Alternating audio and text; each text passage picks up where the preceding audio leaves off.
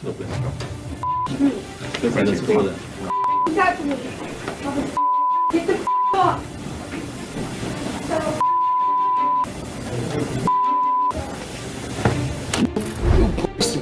You pussy, nigga. You pussy. You took me on my meds! It's a yes or no question, all right? Stop taking me on my meds! In my mouth, in my God, what you guys were doing to me! I have a broken hand! Imagine a courtroom erupting in chaos when a frustrated defendant no longer cares about decorum or consequences. Today, we're showcasing the most shocking outbursts captured on camera, moments where anger, despair, and desperation shattered every rule of the court. From a teen with a hidden arsenal to a husband's chilling confession, these are the courtroom moments you have to see to believe.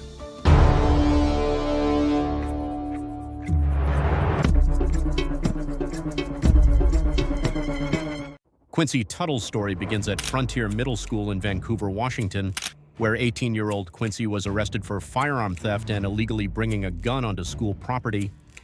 Inside his backpack, friends spotted a loaded handgun, 400 rounds of ammunition, and kitchen knives, an arsenal he allegedly planned to use against a student who bullied his gay friend.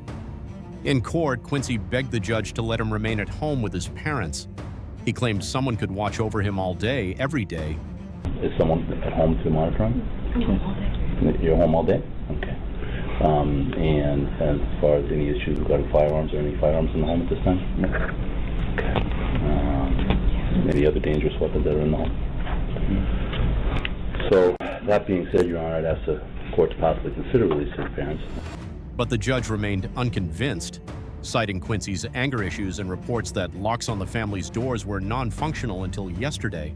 Concerns about the mental health issues, the ideation, the anger. I've been told this morning that now there's locks on the front door and back door, but as of yesterday, they were non-operational. So I feel that at this point he needs to be held in order to protect him from himself and also the community. So that's going to be my decision today. He needs to be held for his own protection and that of the community, the judge declared.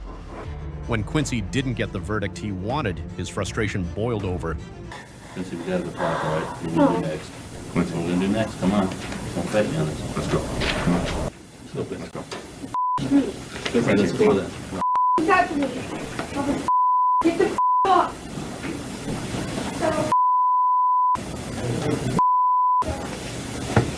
He ripped his shirt from his attorney's grip and sprinted toward the exit, screaming obscenities, forcing deputies to wrestle him to the ground. Ultimately, Quincy was sent to juvenile detention for 2 years and ordered into mandatory anger management counseling. Next, we move to Orangeburg, South Carolina, where de jour Maurice Hall appeared before a judge on charges of possession of a weapon by a convicted felon and attempted murder, accused of opening fire in a crowded nightclub and later at a home with children inside. As deputies handcuffed Hall and led him into the courtroom to argue bond, he exploded. Man, get me out of the car, man. I don't even want to be in through this shit, man. These niggas constantly gonna stare at me, boy. You pussy. You pussy, nigga. You pussy. His voice echoed with rage. "Get me out of here! I don't even want to be in this seat, boy!" He hurled curse words so vile that guards had to step in and forcibly remove him. You started in it, nigga. You pussy. I ain't do nothing to you, pussy. Fuck, boy. Fuck, boy.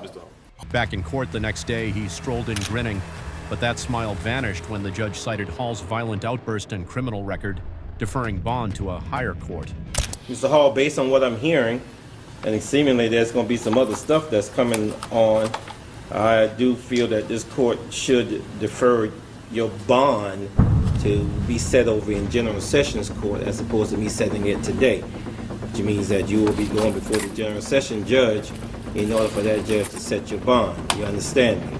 Yes, sir. This particular day, time we're going to deny the bond on Mr. Hall. Sent back to custody, Hall's courtroom tirade sealed his fate. In Billings, Montana, Zachariah Kraft was already in handcuffs, facing disorderly conduct charges when a judge began reciting his new assault on officers and related felony counts. Kraft snapped, screaming that he had a broken hand and demanding, "Stop messing with me, you're hurting me." You took me on my meds! It's a yes or no question, all right? Stop taking me on my meds! In my mouth, in my God, what you guys were doing to me! I have a broken hand! As the judge pressed on, Kraft furiously lunged, yelling, You took me off my knee. Answer me. Officers grabbed him, wrestling him to the floor, handcuffed behind his back, and carried him out. Charged with assaulting peace officers, Kraft was isolated to prevent further disruptions. He's been placed in an isolated holding cell where he's not going to get anybody else in trouble, and we can keep a close eye on him and make sure he doesn't harm himself. His violent response was startling, but ultimately contained. In Raleigh, North Carolina, Jonathan Sander faced 3 counts of homicide after allegedly killing a neighbor, the neighbor's wife, and her mother during a dispute. During questioning, Sander's chilling calmness emerged. It just went blank, and the last thing I remember was seeing Sandy laying on the floor. I just went blank. The last thing I remember is seeing Sandy on the floor. In court, he was even more unnerving. There was no blood under it. Mr. Sander, please be quiet. It's fact. Mr. Sander, Mr. Sander. What were her last words? What everybody else did that's watching us. What? No blood under that wound. As the victim's brother, Salvatore Mazza, testified through tears, Sander interrupted with a smirk, prompting the judge to bark, "Mr. Sander, be quiet." My wife, once she got shot, she said 3 words. 3 words. Oh my God. And that's it. She vanished. I saw him with a gun point at my wife, and I tried to go back in the dining room to get something heavy to hit him over the head, but I didn't have a chance. Still, he pressed on, claiming he only fired 1 shot and blaming the rest on Mazza. Laundry room? Yes. And You're telling me I blasted through the boardroom door Mr. 5 Sander, times, get him out of here. you sat Get him out of there here. with your Get him out of family. here. Mr. Sander, Mr. Sander, Mr. Sander. When Salvatore described finding his wife's body, Sander sneered, "No blood under that wound?" His demeanor infuriated courtroom staff, who demanded he be removed. The only time emotion escaped him was when he turned to his own father. Family and cats miss you. I hope you get out of jail soon. Love, your best friend. I'm sorry. "I miss you every day," he whimpered, recalling happier times. Then, in a final twist, Sander asked the judge to sentence him to death. Need to be careful. Do you understand? Put me to death. That's what's happening anyway. He's framed. All right. That's the way it is. And justice will be served. The jury, unmoved by his bravado, found him guilty of first-degree murder. We, the jury, by unanimous verdict, find the defendant, John Frederick Sander, to be guilty of first-degree murder of Sandy Mazzella. When the judge handed down a life sentence, Sander spat, "You're going to die forgotten." And when you take your last breath, you're going to die alone, and you're going to die forgotten. As he was led away, his gruesome theories loud in the gallery, one thing was clear. His deranged courtroom behavior made a mockery of remorse. In Miami, Florida, Sherry Lynn faced felony battery and resisting arrest after allegedly beating and stabbing Cynthia Cuba with pliers. During her arraignment, the judge asked if she had ever been treated for mental health issues and why she committed the crime. But have you ever been treated for any mental health issues? why don't you fuck yourself first? Lynn, unbothered, shot back, "Who's this Cynthia Cuba? Tell me why you try to hit me with those pliers." I'm sorry, ma'am. I said, go fuck yourself. Okay, well, I'm a little busy right now. Ordering that you stay away from Cynthia Cuba. Do not have any contact with her, and you must stay away from her home and place of business. As to the other case... Who is this Cynthia Cuba? Tell me! I think the lady allegedly tried to hit with the pliers. The judge stifled a chuckle at her brazen response, but quickly regained composure. "Ma'am, I'm going to order you to stay away from Ms. Cuba, her home, her business, any contact at all." Undeterred, Lynn continued hurling insults until her lawyer intervened. F-15-1426. The bond on count is $5,000.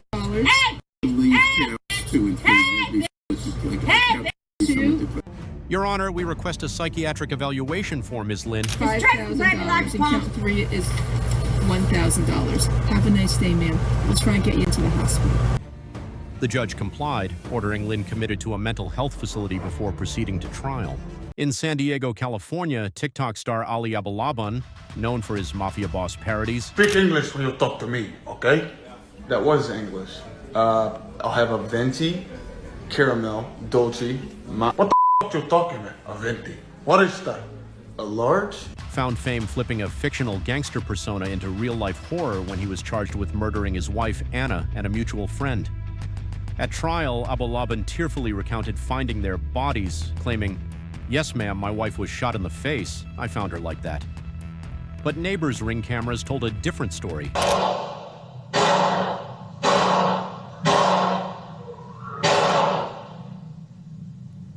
One of obsession, control, and an audio spyware scheme Abulaban installed on his daughter's tablet to track his wife. As the prosecutor played recordings of Abulaban's vicious text messages, mocking his wife's intelligence, vowing she'd see me on Netflix, Abulaban snapped, "Get this up, I'm not gonna stand for this." We never had a kid together because of how stupid you are. And I can't wait to divorce you. You're gonna be sitting on the couch, drinking your tequila, sitting next to your gym rat boyfriend with tattoos who doesn't have the brain to hold a conversation, and you're gonna watch Netflix one day and you're gonna see my face on Netflix. Hey, isn't that your husband? And your daughter is my so you're gonna see my face for the rest of your life. He shouted as the prosecutor accused him of researching teen porn on October 19th, 2021. We're looking up trash cans because you wanted to hide some bodies, correct? I'm sorry. You're out of your mind. You were also researching teen porn videos, correct? What? What did you just say? That's what you were researching, correct? Say it again? Teen videos. You're out your mind. On October 19th, you were researching Sean Torres, correct? Show me the teen you just said. You want to paint me as some kind of child? Show me show me. What you just said. I've never seen that in the Discovery. I've been incarcerated 3 years. You never showed that to my team. Where did you get that? It's in your phone. Show it. Flustered, he demanded, "That's not mine, you're out of your mind." The jury, unmoved by his deflections and tears, found him guilty of first-degree murder. We, the jury in the above entitled cause, find the defendant, Ali Nasser Abulaban, guilty of the crime of murder in the first degree.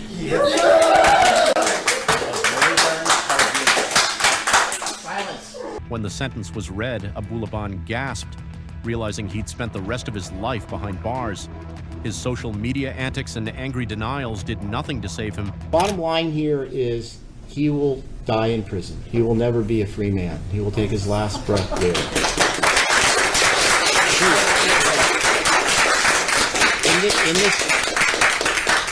Please.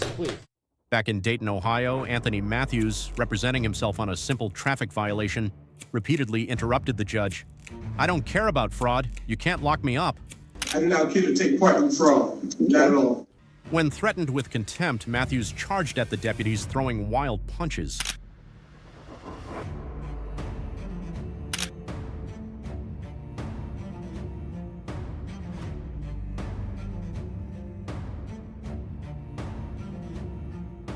Five officers struggled to subdue him, leaving Matthews with a swollen eye but a new reputation for courtroom violence. The next day, he returned contrite, admitting, "I was wrong. I apologize." Yesterday's proceeding was an error on my behalf. Totally, I take full blame for my actions. In a rare display of mercy, the judge sentenced him to probation and time served instead of more jail time. Finally, in Las Vegas, Nevada, Deobra Redden stood accused of battery after fighting police officers. He tried to convince the judge he should go free, arguing, "Look at my criminal history. Maybe I deserve a second chance." So basically, I would like to tell the courts here, like, based on my criminal history, like, I feel that, like, I shouldn't be, like, sent to prison for a second time. The judge, incredulous, replied, "Have you even read your file?" Have you looked at your criminal history? Have you looked at your criminal history? I've actually just, I looked at it. I mean, you lived it, I suppose. I just looked at it, yeah. Yeah. Redden, unfazed, snapped back, "This is my life." I appreciate that, but I think it's time that he gets a taste of something else because I just can't with that history. In accordance with the laws of the state of Nevada, this court...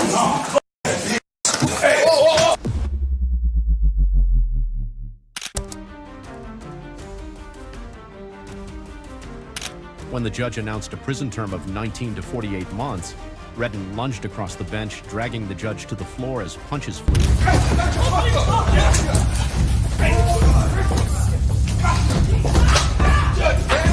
Court staff wrestled him away.